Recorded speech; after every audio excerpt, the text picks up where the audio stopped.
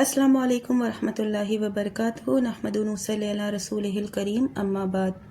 قرآن پاک کو قرآن کیوں کہا جاتا ہے؟ قرآن کا لفظی معنی کیا ہے اور اس کا مادہ کیا ہے؟ اس میں علماء کا اختلاف کیا ہے؟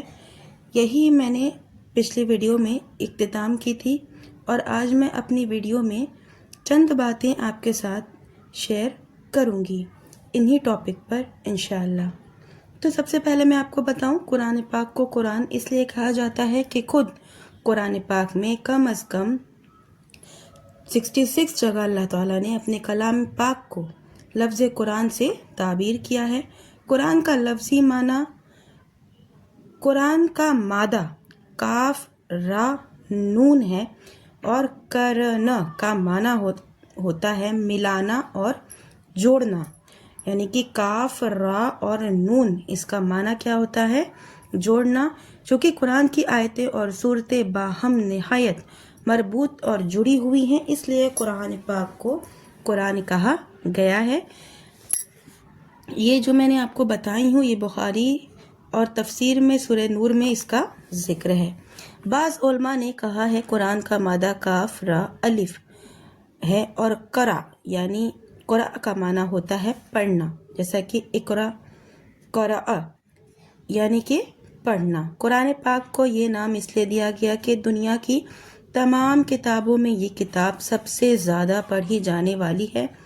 یہی قول مشہور ہے۔ دوسرے قول کی بنا پر میں آپ کو کچھ باتیں ضرور بتانا چاہوں گی، امید ہے کہ آپ غور سے اسے سنیں گے اور سمجھیں گے۔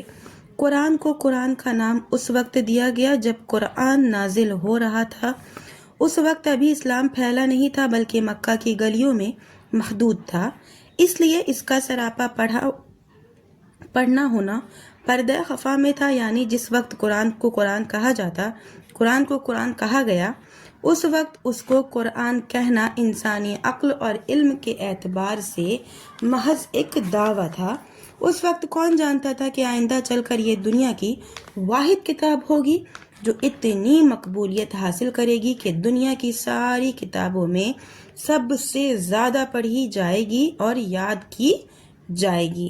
اس لیے وقت سے پہلے قرآن کو قرآن ہونے کا دعویٰ کرنا گویا اس طرح سے اللہ کی جانب سے صحیح معنوں میں اس کے قرآن ہونے کی پیشن گوئی ہے، اور عین پیشن گوئی کے مطابق اس کا واقع ہونا اس کے کلام الہی ہونے کی دلیل ہے۔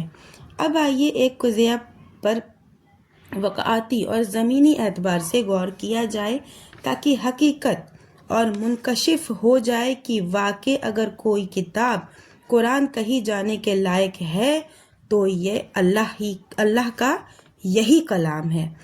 آپ جانتے ہیں کہ دنیا میں لوگ الگ الگ مزاج اور صلاحیتوں کے مالک ہیں۔ کسی کو دین اور مذہب سے دلچسپی ہے، کسی کو الحاد اور دہریت سے دلچسپی ہے، کسی کو سیاست سے، کسی کو اقتصاد سے، کسی کو طب سے، کسی کو تاریخ سے، کسی کو حساب سے۔ غرض جس کو جس فن میں دلچسپی ہوتی ہے وہ مطالعہ کرتا ہے، اس فن میں کتابیں تصنیف کرتا ہے۔ فنی اعتبار سے کوئی کتاب چاہے جتنی معیاری ہو، اگر اسے قبول عام حاصل ہوا تو زیادہ سے زیادہ 2-4 سال اس کا چرچا رہتا ہے، یا چرچا اس کی اچھائی کی بنا پر یا برائی کی بنا پر ہو۔ 2-4 سال کے بعد وہ کتاب یا تو الماری کی زینت بن جائے گی یا پھر کباڑ خانے میں چلی جائے گی۔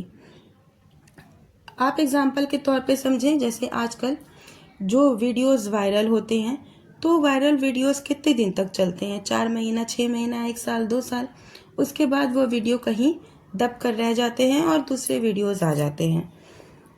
یہاں تک اسی طرح سے کتابیں جو چلتی ہیں بہت پڑھی جائیں گی 2-4 سال، اس کے بعد ان کا کیا انجام ہوتا ہے؟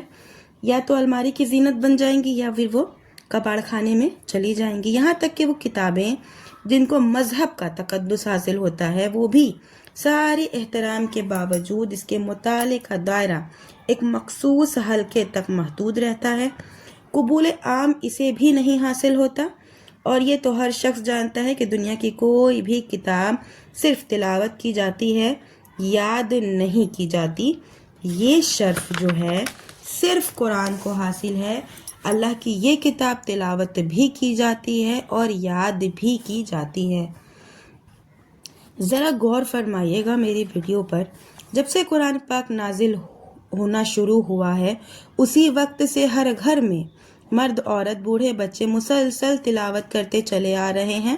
فرض نمازوں میں، تہجد میں اور نوافل میں تلاوت ہو رہی ہے، دینی اداروں میں درس و تدریس ہو رہی ہے، علماء اکرام قرآن کریم کی تفسیر اور ترجمے کر رہے ہیں۔ دنیا کے ہر کونے میں مسلمان ہیں اور جہاں مسلمان ہیں وہاں مساجد ہیں اور ہر مسجد میں نماز اور تراویح کا انتظام ہوتا ہے۔ آپ اندازہ کریں کتنے بڑے پیمانے پر قرآن پاک کی تلاوت ہو رہی ہے اور اس کا مطالعہ کیا جا رہا ہے۔ دنیا کی کوئی مذہبی یا غیر مذہبی کتاب اس کا مقابلہ کر ہی نہیں سکتی۔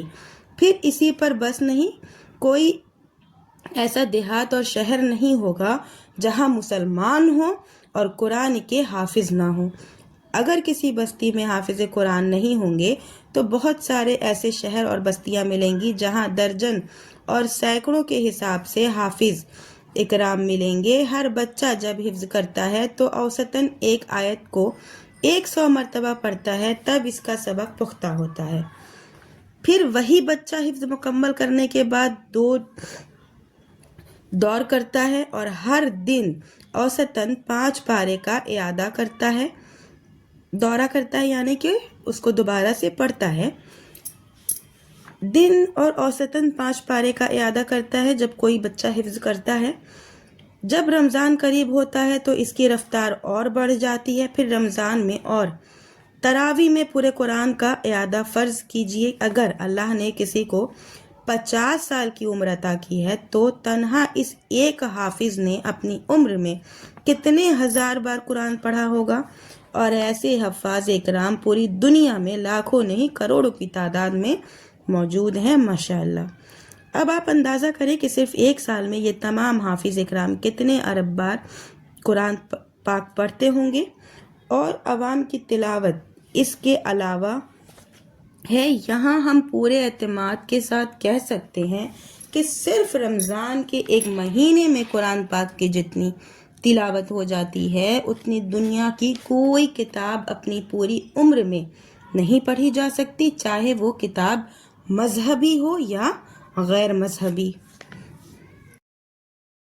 اب آئیے وہاں جہاں سے بات شروع ہوئی تھی، جب قرآن پاک کی مقبولیت پردہ خفا میں تھی، اس وقت قرآن کو قرآن کا نام دینا اور پھر اسی کے مطابق اس کو اس طرح شرف و قبولیت عطا کرنا کہ وہ دنیا کی سب سے زیادہ پڑھی جانے والی کتاب بن جائے، یہ ثابت کرتا ہے کہ یہ اللہ کا کلام ہے۔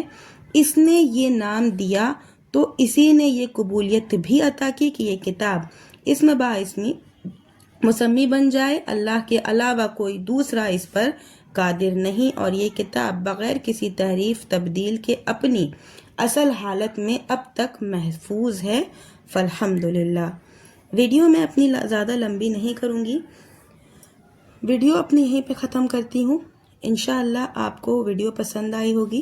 آخر میں اللہ سے دعا ہے کہ اللہ تعالی ہمیں ایسا صبر عطا کرے کہ ہمارا دل ہر حال میں مطمئن رہے۔ اللہ ہمیں اتنی طاقت دے کہ کوئی بھی ہمیں توڑ نہ سکے۔ اللہ ہمیں اپنے اتنے قریب کر لے کہ ہمیں کسی اور کی ضرورت نہ پڑے۔ اللہ ہمیں اپنی محبت سے ایسا بھر دے کہ ہم کسی اور کی محبت کے لیے نہ ترسیں۔ اللہ ہمیں دنیا کی اتنی سمجھ دے کہ ہم اس کے ہر فیصلے پر راضی رہیں۔ اللہ ہمیں اتنا نوازے کہ ہم کسی کے محتاج نہ ہوں۔ اللہ ہمیں اپنی یاد میں اتنا مشغول کر دے کہ ہمیں کسی اور کی یاد نہ ستائے۔ اللہ ہمیں اپنے قرب کا ایسا سکون دے جو دنیا کے ہر چیز سے بہتر ہو۔ آمین یا رب العالمین۔